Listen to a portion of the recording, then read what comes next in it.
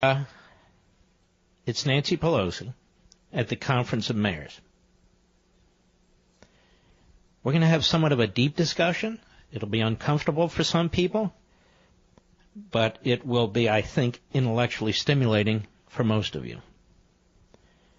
We're going to get to the nub of the matter and what we see happening to the country, the language that is used, the race baiting and all the rest that surrounds this so-called immigration issue. But before I get to her, who are these dreamers? We never ask. What countries are they from? They're not all from the same country. They don't all have the same backgrounds. They don't all share the same cultural experiences. They're different ages, despite what you've been led to believe. All kinds of people. And yet we give them this one label, dreamers. Because it makes it easier, you see, to escape having to examine these issues.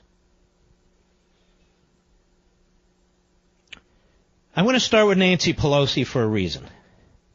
Not because she's an easy foil, which she is. Not because she's a moron, which she is, but because of what she said. And how what she said is what so many people say and so many people think, and why it is diabolical and destructive to this nation. Cut 5, go. While I'm on the subject of dreamers, since last night the President put forth a plan, let me just say what I said last night. That plan is a campaign to make America white again. It's a plan that says over 50% of the current legal immigration will be cut back, that many people will be sent out of the country. If you read through it, you're thinking, do they not understand that immigration has been the constant reinvigoration of America? This is such a hateful, unconscionable, demagogic statement that she should be expelled from the House of Representatives. 1.8 million people would be receiving citizenship. But let's put the numbers aside. Play it again, Mr. Producer. Go ahead. While I'm on the subject of dreamers, since last night the President put forth a plan, let me just say what I said last night.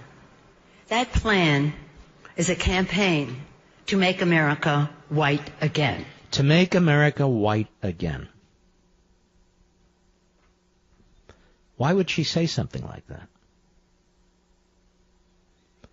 Why would she say such a blatantly racist, horrible, nasty thing like that, which she knows to be a lie?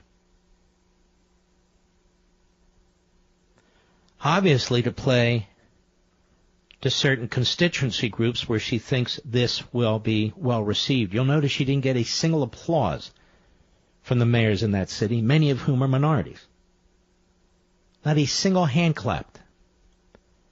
It was so over the top. And yet we hear this all the time. We hear it on TV and elsewhere. Make America white again. What does that mean? It means a lot of things. But it also means something you're probably not thinking about. When you look at America's founding, the founders were white. When you look at the Constitutional Convention, they were white men. White men mostly citing other white men. Locke and Montesquieu, Adam Smith, David Hume, Sidney, Burke, Aristotle, Plato, Cicero. White men. Make America white again? Whatever happened to Martin Luther King's colorblind society? The content of character? Does she sound like that is what she believes? You see, the truth is, most of the principles that serve as the basis for the founding of the freest, most prosperous, most tolerant, most diverse society on the face of the earth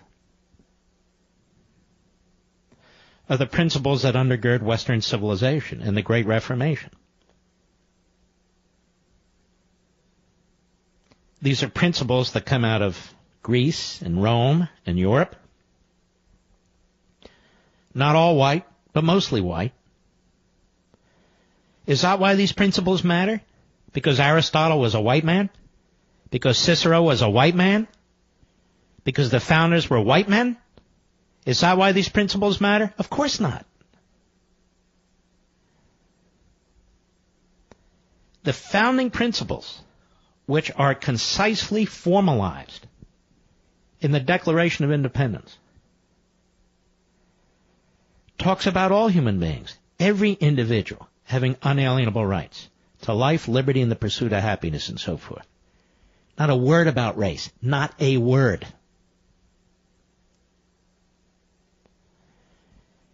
It was about individual human beings who are imperfect, who make mistakes. Some make terrible mistakes.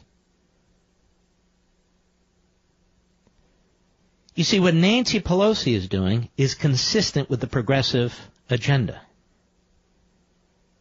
Oh, yes, she's playing the race card. She thought it would be well received there. It was not. She thinks it'll be well received in many minority communities. Well, in many minority communities, it won't be well received. People are a lot smarter than Nancy Pelosi insists. But it's not just race baiting. That would be bad enough. She, as an aggressive progressive, is attacking